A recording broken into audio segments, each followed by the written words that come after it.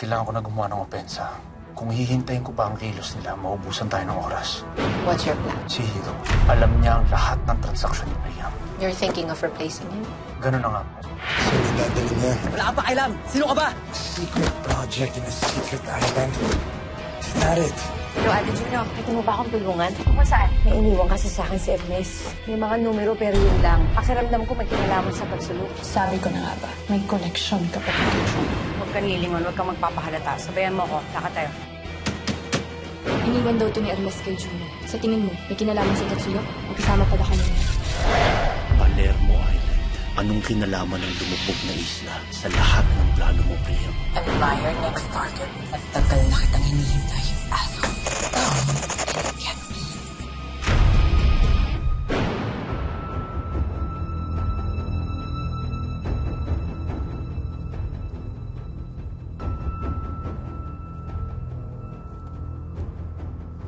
Dan.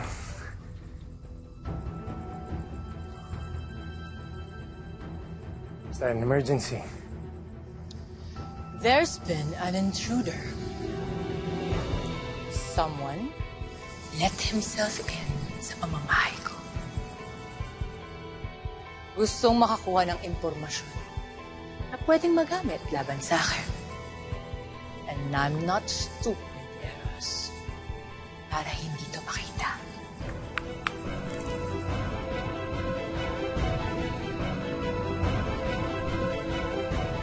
You.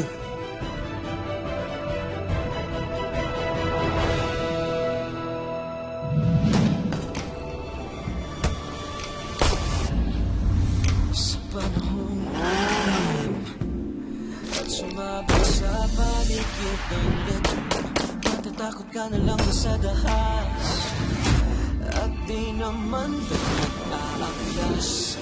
Kung ikaw may lakas at kaya mong magpalakas, tatakas na lang ang magbabalangkas. Pag-asa hayaan bang lumipas? Sino ka ba?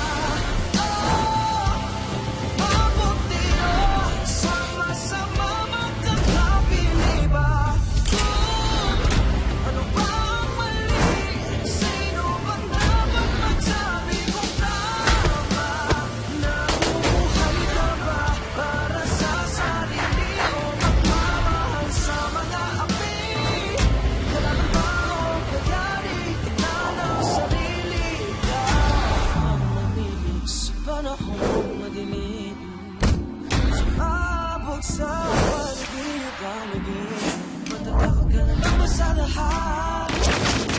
At di naman ang magkakapas. Kung ikaw ang may lakas at kaya mong maguhin bukas, takas na lang ang magpapalakas. Pag-asa hayaan bang lumipas? Sino ka?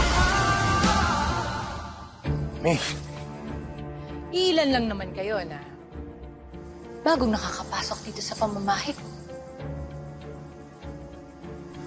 So I want you na magbantay dito.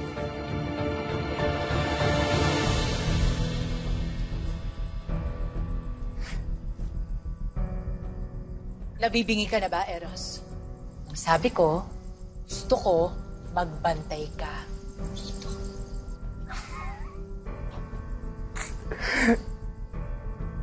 Madam, are you suggesting I'd be part of your security?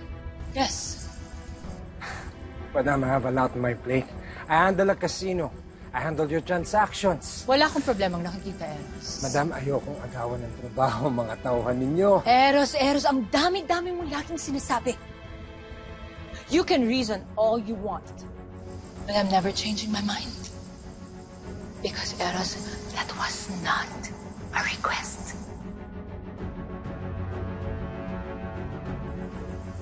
That was an order. Good night. That, madam. Sir. Excuse me? Does that come in gold? I don't need that.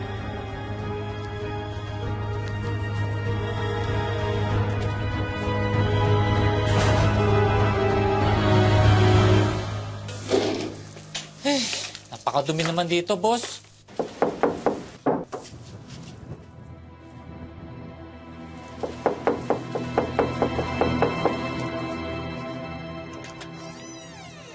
Juno? Oh, you're here! Di ba saan? Hindi mo sinabi, boss. Reunion pala to eh. Kamusta ka? Eto, pogi pa rin. Tol, Nakikiramay ako. salamat. Alam mo, sana na-meet mo si Tats. Kakasundo kayo nun. Itong pa-welcome back. Hindi yung gagawin kang punching pa kasi trip lang. So ano? Ano tatrabahuin natin? Alam ko naman, di lang reunion to eh.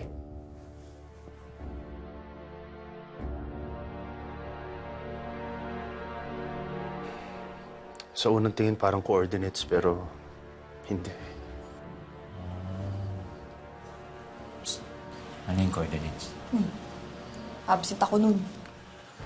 Mga numero yun na magsasabi sa'yo kung nasa ka sa mapa.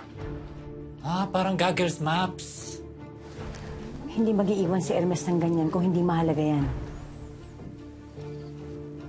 May kukunin pa ako sa van. Tulungan niyo ko.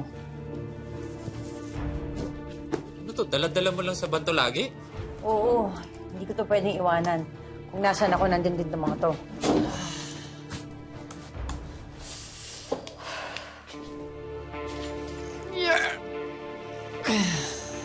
Malamang mahalagang password yan ng isang file na nakaukit dyan.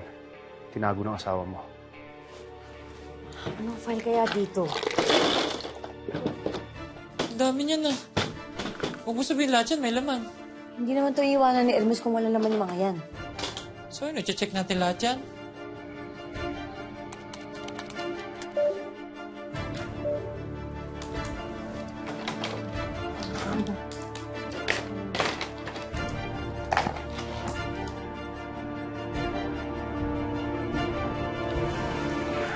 Tisoy, parang hindi naman talaga password yan eh. Hindi natin malalaman hanggang di natin maubos ang lahat ng yan. At walang kahit isang mag-match. Sige, maghanap muna ako ng ibang kakalikutin doon. Ano ba itong mga gamit dito? Mga pictures yan ni Priam. Sinusundan ko siya.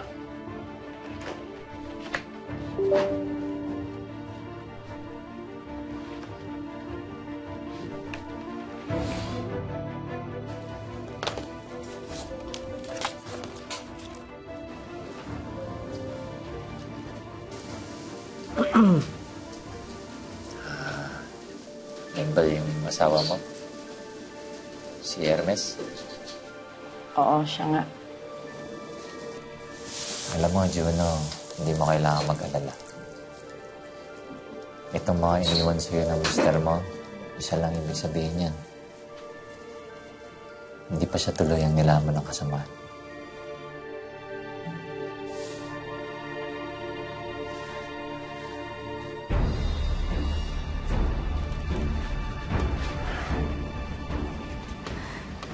Pahinga ka na.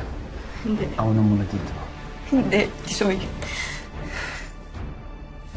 Kailangan kong tibayan sigmura ko.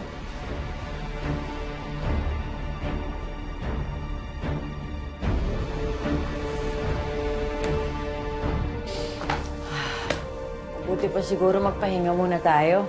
Best suggestion in the planet.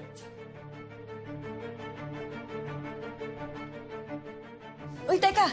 Ito na!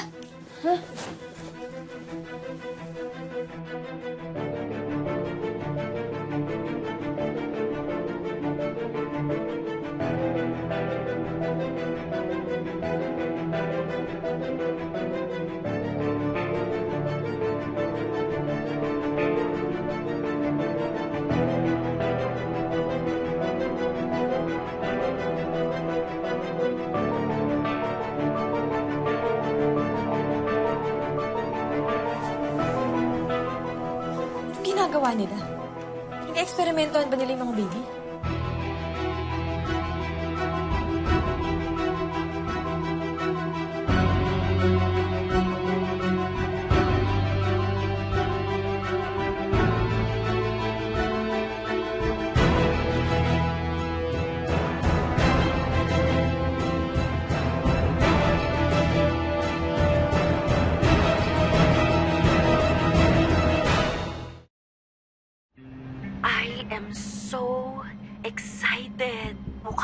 Natapos na ang research na to.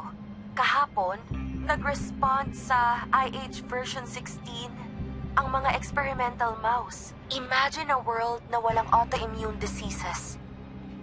Gusto ni Priam na magsimula ng human testing sa mga inosenteng sanggol. Hindi to kaya ng konsensya ko kaya tumanggi ako. Natatakot ako, Helen. At kung ito man ang huling mensahe ko, know that I did everything para sa tama. Alam ninyo ang tungkol sa Ironheart Project? Alam ko lang kung ano ang nandito. Pero para saan ang mga eksperimentong pinapagawa niya? Para ito sa panganay na anak ni Priam na may sakit. Si Jason? No, hindi si Jason.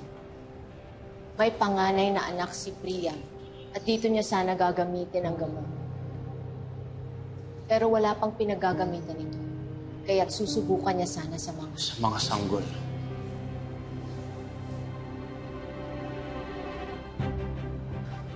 Hindi sang-ayon si Diana na gamitin ang gamot na yun para sa mga sanggol. Dahil hindi niya alam kung makakagaling ito o makakapatay. Kaya't pinatakas niya ang 7 sanggol. Hindi niya alam kung nabuhay ito o namatay. Without the babies, without the research, hindi ko alam na ipagpapatuloy pa ni Priam ang gawain na ito. Sa'yo nagsimula ang lahat ng ito, anak. Kaya kahit nawala ka, magpapatuloy ako sa pangarap na to. Pero ma'am, bago pa ang mga files ni Hermes, ibig sabihin hindi pa siya humihinto. Mukhang pinahanap ni Priam kay Hermes ang mga sanggol na ito. Pero para saan pa niya ginagawa ang mga bagay na ito? Kung patay na ang anak niyang paggagamitan ng gamot na yun. Pera, kapangyarihan. Kung sa bagay, he's in the pharmaceutical industry. Si Damon, gumawa ng virus sa Delos. Si Athena, gumawa ng drip sa Eternity. At ngayon si Echo, drugs ang pinapalaganap sa mga kabataan. Lahat ng mga tauhan niya, ma'am, iisa ang linya ng negosyo, ang paggawa ng gamot. Hindi yun nagkataon lang. Sinusubukan lahat ni Priam para maduktungan ang The Ironheart Project. At pag nakita niya ang mga sanggol at kinahinatnan nito, Mapapalago niya lalo ang negosyo niya. Kung meron siyang vaccine para sa mga sakit na katulad ng autoimmune disease, posibleng sa kanya nakukuha ang buong mundo. Napakalaking pera nun, ma'am.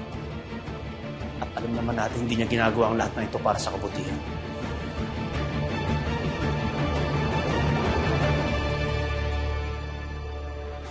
Another day na hindi na naman kita kasama, anak.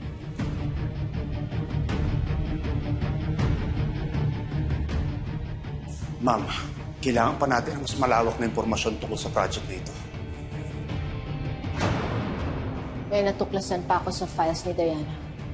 Nahanap ko ang pangalan ng Tatay Homer mo doon. Si Tatay Homer? Anong kinalaman niya sa project nito? Hindi ko alam. Pero matagal ko na kayo sinusubaybayan ng Tatay Homer mo.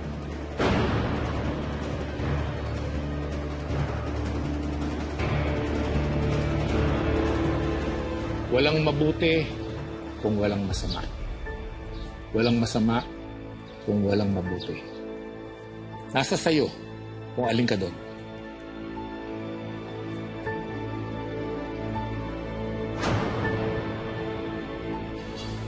Kaya niyo ba ako kinuha bilang isang agent? Dahil may kinalaman ng pangalan ng tatay ko sa proyekto ni Priam. No. Hanggang ngayon, palaisipan pa rin sa akin kung bakit nandun ang pangalan ng Tatay Homer mo. Pero sinisigurado ko sa iyo, hindi yun ang dahilan kung bakit kinuha kita bilang isang agent.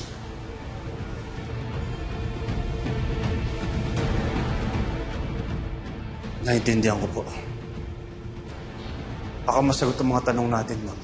kung mapupunta ko ang islang binabalik-balikan ni Priam. Ilang beses na akong nagpunta doon para mag-imbestiga. Wala na ang lab. Nilipat na ni Priam. Hindi ako titigil at di ko nalalaman kung ano pang mas malaking plano ni Priam.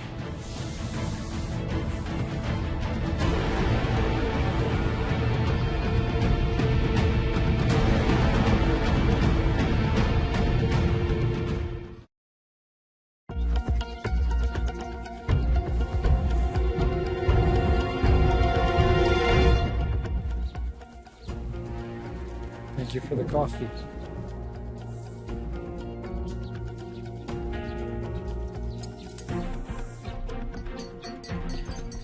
Sarap mo naman magtimpla ng kape. Yeah.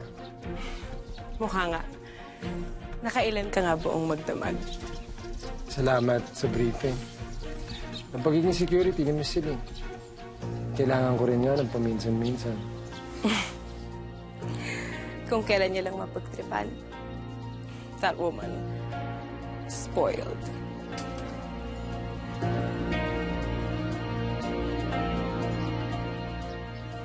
Anong tinitingin-tingin niyo? Bumalik kayo sa pwesto. Relax. Have a seat. That's Grace, right? Head ng security ng armory ni Miss Celine. Sorry. Melanie pala.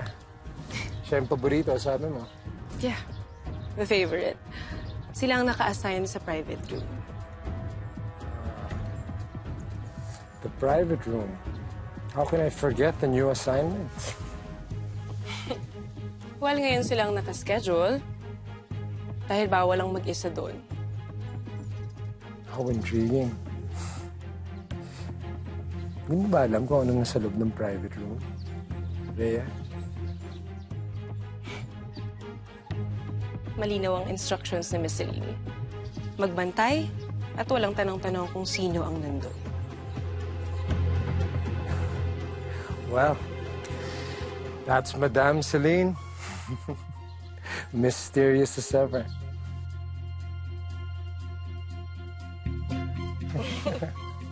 Let's play again.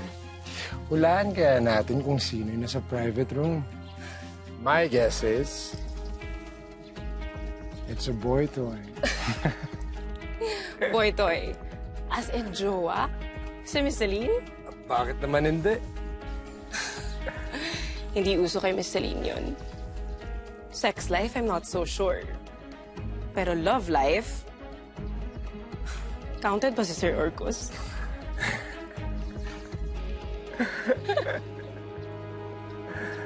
Well, speaking of... Magandang umaga, Madam. Eros, don't you think it's a little too early para tawaging maganda ang umaga? Well, Madam, all I can say about last night is...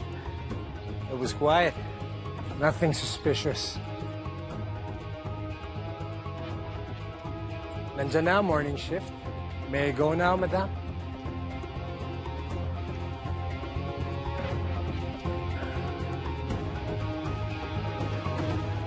I'll be seeing her around, Rhea. Madam?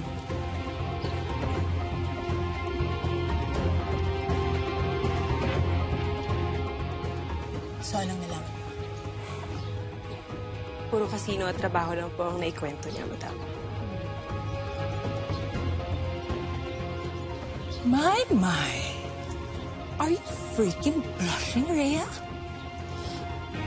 Nag-inuman ba kayo ni Eros habang nagtatrabaho? No, ma'am. Hindi po namin magagawa yun. Siguraduhin mo lang. Dahil baka isipin kong kinikilid ka kay Eros.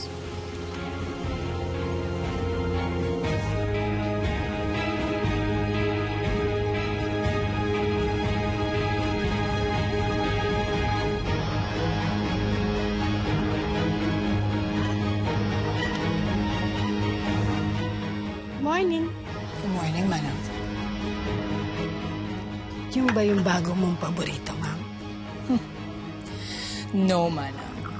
More like bagong binabantayan.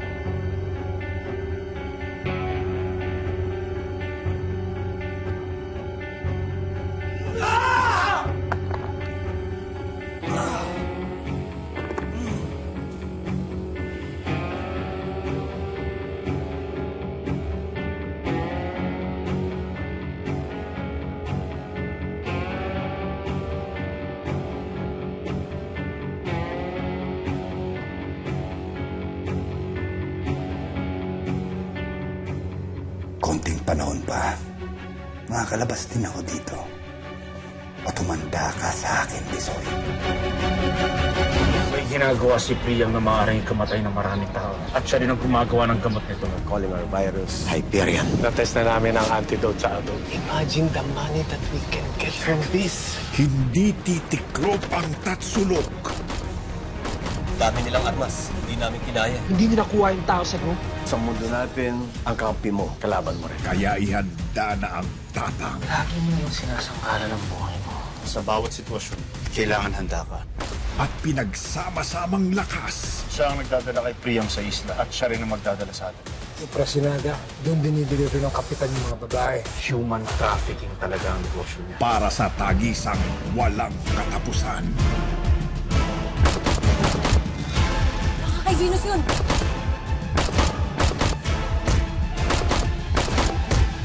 Bukahan niyo mga baril niyo! The Iron Heart.